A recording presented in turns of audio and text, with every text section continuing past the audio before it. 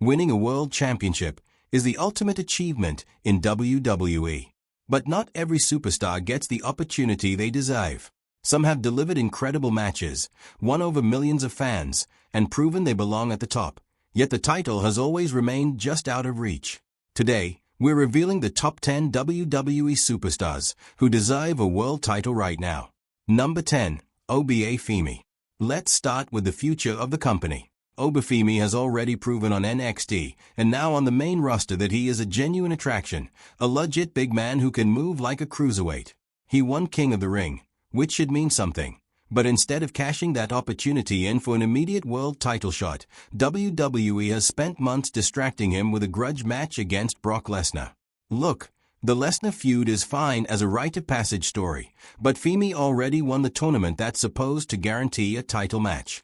Making him wait even longer isn't building anticipation anymore, it's just delaying the inevitable. He's earned the shot on paper. Give him the match. Number 9. Drew McIntyre. He's a former two-time world champion who talks a great game, moves like a monster in the ring. He consistently delivers main event quality matches against top stars. His character has evolved from a heroic champion into a layered, ruthless competitor, making him more interesting than ever. He remained one of WWE's most reliable performers. Even when not holding a title, he has repeatedly come close to winning the championship, creating strong fan investment in his story. His previous WWE Championship reign during the pandemic lacked live crowds, so many fans feel he deserves another reign in front of packed arenas. Number 8. Gunther. Gunther is, on pure in-ring ability, one of the best heavyweight workers WWE has had in a decade, a former record-setting Intercontinental Champion who has main event multiple premium live events. After his win over Seth Rollins at WrestleMania 42, fans expected a full-blown world title push. Instead, that story got redirected into a challenge for Cody Rhodes' Undisputed Championship, then quietly cooled off. A performer of Gunther's caliber, with his aura and his track record of dominant title reigns, shouldn't be treated like a rotating obstacle for whoever is next in line. He's earned a real, sustained run at the top of a brand, not another one-off title match that ends in a non-finish. Number 7. Jey Uso.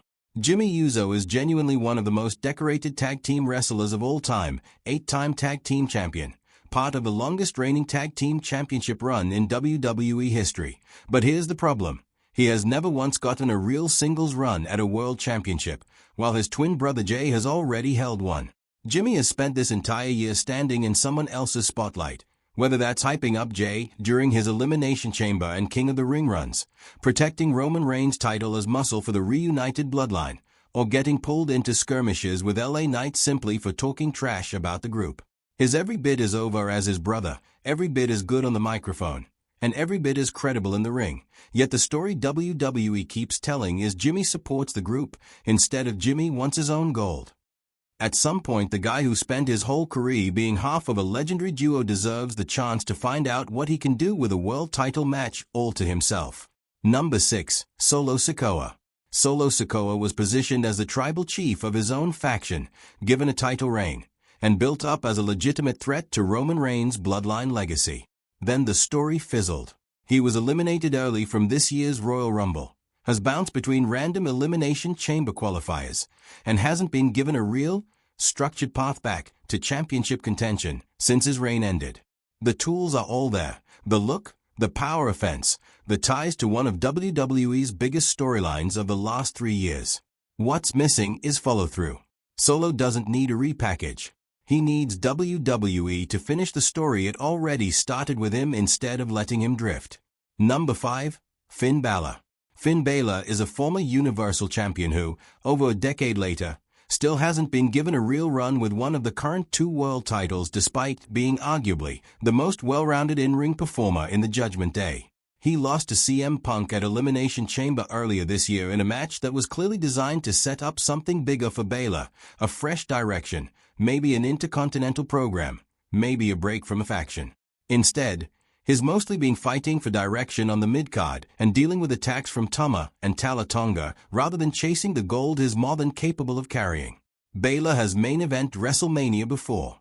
He's not some green upstart who needs to earn his stripes. He's a former world champion who WWE keeps parking in tag team chaos instead of a straight singles push. Number 4, Bron Breakker.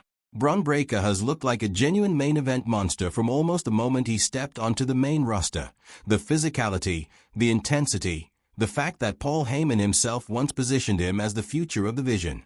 He just went through a brutal trilogy with Seth Rollins, capped off by a steel cage war at Night of Champions that he ultimately lost, reportedly banged up in the process.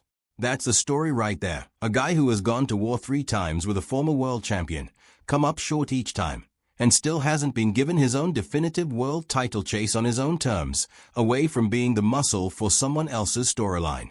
Breakker doesn't need protecting anymore. He needs the ball in his hands.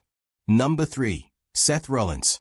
This one might surprise some people, because Rollins is a former world heavyweight champion and has been positioned as a top guy for years. But look at where he is right now.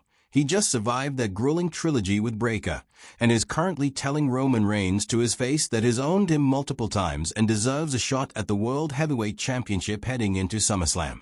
Rollins has already put in the work again. He's a former double champion, a former Money in the Bank cashing king, and arguably one of the most consistent in-ring performers on the entire roster over the last 5 years. If WWE is building toward Reigns versus Rollins for SummerSlam, then Rollins absolutely deserves that title shot, not as a favor, but because he's genuinely earned another run at the top through performance, not politics. Number 2, Randy Orton. Here's the one that should honestly frustrate fans the most. Randy Orton is a 14-time world champion chasing history, his 15th reign, which would tie him for the most title reigns in WWE history. He turned heel earlier this year specifically to chase that milestone, went after Cody Rhodes for the Undisputed Championship at WrestleMania 42, and came up short. Since then has been thrown into Elimination Chamber qualifiers, thrown into the Royal Rumble where he got eliminated late by Gunther after a great run, and generally kept orbiting the title picture without ever actually landing it. Randy Orton isn't chasing a paycheck at this stage of his career, he's chasing a legacy number. A legend of his caliber shouldn't be treated like just another name in a crowded contenders list. WWE has the story sitting right there. Give the Viper his 15th reign and let him make history before his run is over. Number 1. LA Knight. And here's our number 1, and honestly it wasn't close. LA Knight has been one of the most consistently over performers in all of WWE for going on 3 years now. The crowd pops the second his music hits. LA Knight chants break out in arenas that have nothing to do with the storyline, and yet he remains without a single world championship to his name. He's a 2-time United States champion, which proves he can be trusted with gold, but every single time has gotten close to a world title. Crown Jewel 2023, Royal Rumble 2024, multiple World Heavyweight Championship opportunities against Seth Rollins. Something gets in the way. And it's happened again this year. Reports came out that Knight was originally planned to win this year's King of the Ring tournament before those plans were scrapped. Then he was set for a real program with Gunther after WrestleMania, scrapped again when creative pivoted Gunther toward Cody Rhodes. Right now, Knight is stuck feuding with the Bloodline with no clear finish line in sight, while a wrestler in his 40s keeps getting told not yet year after year.